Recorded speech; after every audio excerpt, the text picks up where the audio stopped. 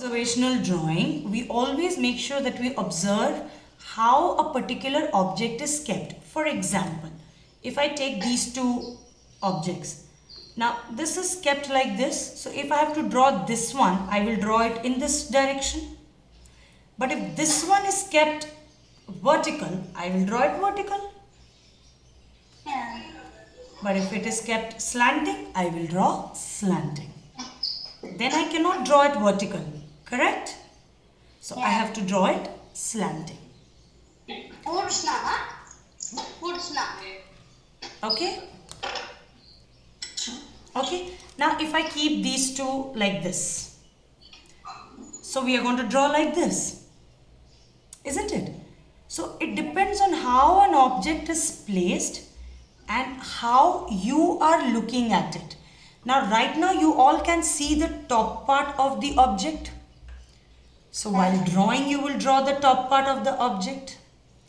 And to show that this particular object is on top of this, you will have the shadow mark over here, the shadow line here and here. Yeah. That will give us an understanding, or a viewer an understanding, that this object is on top of this object.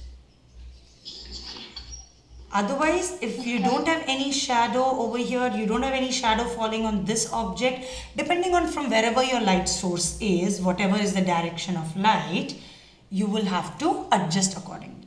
Correct? We cannot have shadows wherever we want, isn't it? Yeah. So that's why we are going to observe these each objects that we have in front of her. We have a zip, we have a woolen ball, we have a scarf, tie, a suitcase and an umbrella. Okay. Now if you see, if you begin with the simplest one, which is the woolen ball, it's basically round. Yeah. Okay. So what I'm going to do is, with the woolen ball,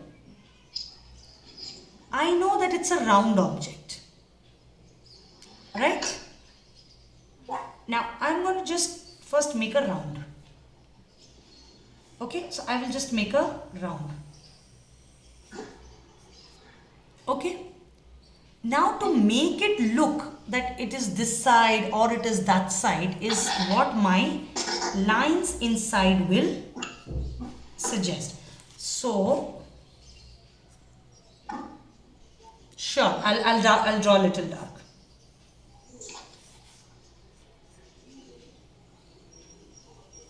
Okay, visible now? So I draw a random round right now. Okay, now when I look at the woolen bowl, I can see that the center of the bowl is not here. I mean, of the ball is not here. It is somewhere this side, isn't it? It is somewhere towards my left. Right? And if you see, the lines are going in this direction, and this direction.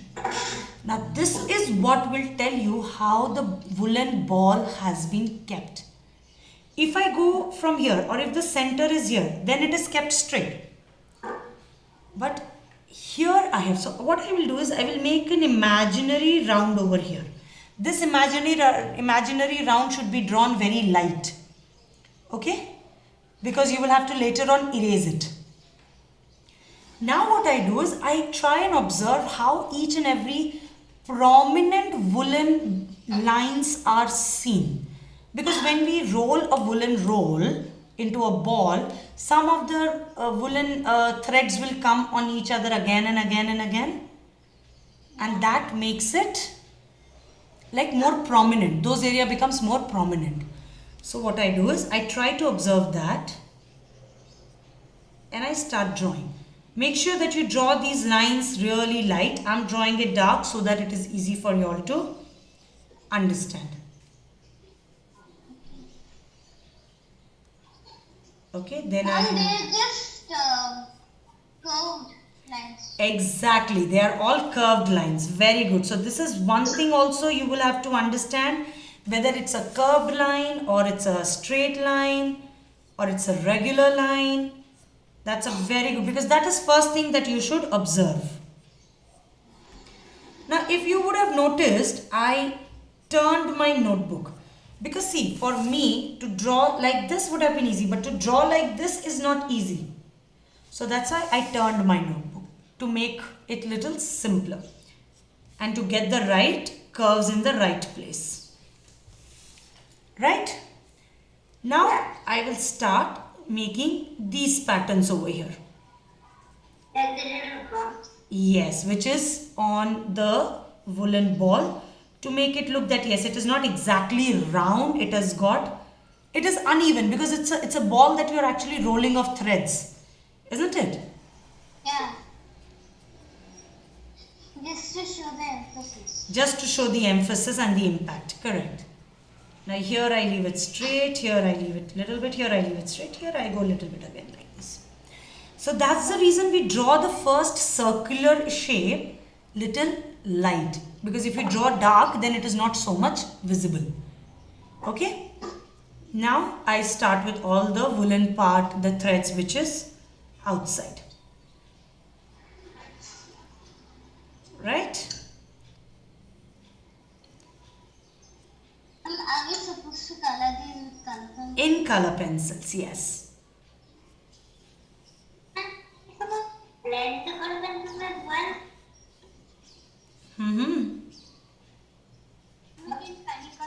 Color pencils as well. First let's draw it. Yes, ma'am. First let's get to the finishing part of the drawing. Okay, understood? Now if you would have noticed in the picture this portion is black, this portion is done like this, but while drawing I haven't done that Yeah. because that will be added while coloring it. That means this part is kind of a cast shadow area and I will do that while I am adding color to it. Understood? And if you do it with the pens, when you're drawing it directly, it won't look better. Correct. See, now if I come to the zip part. So for the zip, what I will do is I will draw a rectangle. Okay, I will draw a freehand rectangle first, inside which I know I have to draw my zip. Now I have a small structure here and then I have a round kind of a thing here. Then again I have a rectangular structure here. And then I have a bell kind of a shape here. Isn't it? Inside which again I have a small bell. Now then you have that zigzag lines. The mistake that we always do is we start drawing the zigzag line. We will not do that. We will draw a thin rectangle here. Okay? And then we have two lines here and then we have kind of a U shape here, which again ends with 3 or 4 lines. Now inside this what I'm going to do is I'm going to make a light imaginary center line. Okay? And start my zip.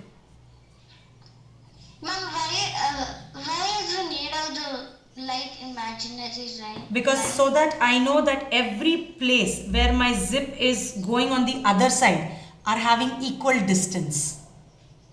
Oh. See, when I have this line, so I know that okay, one line is coming this big, so the other one should also have exactly so much gap over here. Ma'am, I can't see it nicely. Okay, shall I make it more dark? Yes. Is this fine now? Yeah. Okay, so now you see you are getting all your, it is coming exactly up to this rectangle which we had drawn here, and the gap from the imaginary center line is also equal, so that we get it in exact place. Then later on you can erase these extra lines. Ma'am, so the zip, those are not exactly those lines zigzag with, they did the zigzags with rectangles, right? Yes, they are small rectangulars. Now see, I am making one rectangle here, then I am making a rectangle here, then I am making a rectangle here, Then again, so like this, I'll keep on going, opposite sides, I'll keep on going rectangles. Okay, ma'am. Okay? And then once all my rectangles are done, I erase the side where it has to have a gap. And then I get this brick kind of a zigzag look. Ma'am, I couldn't see. It's a bit too light. Can you make it a bit dark? I have drawn pretty dark, bitter, because if I make it more dark, then I cannot show you the erasing part. Okay, I'll make it dark over here in this one. The one which I'm drawing for rough. Okay, understood? Yeah, now I understand. Now when you have to erase, what you do is, you take your eraser and you erase these extra sides. I can't use your pencil type eraser thing. Because this one was little bigger. Bigger area I have to erase, no? Now see, so you get that opposite and zigzag look, and it will keep on coming straight. Okay, ma'am. So, Got it. isn't this easier than getting into full zigzag right at the beginning? Yeah. Yeah. Also, understand one more thing. What we did over here, we not only observed, but what did we observe? We observed which shape is the object of. Hence, we were able to understand that this is a circular shape object, this is a rectangular shape object. Isn't it? Ma'am, is it the tie? Tie is your organic first, then you have a triangle, then you have again a rectangle with one triangle here and one triangle at the end. Yeah. And this one is your organic shape, which is the random shape. Yeah, and the scarf would be organic. Scarf would be organic shape. Umbrella would again be rectangle and triangle, or basically semicircle. Yeah. And your briefcase or suitcase will become full rectangular. So you should always first identify which shape is your object. Once you understand the shape, draw that shape and then start adding the details that you are observing. But all should be done lightly, because the main details and the shadows and the values will be added at the time of coloring and shading. Okay? So shall we begin with the observation of our drawings and finish off the drawing? Yeah. Sure. Let's begin now.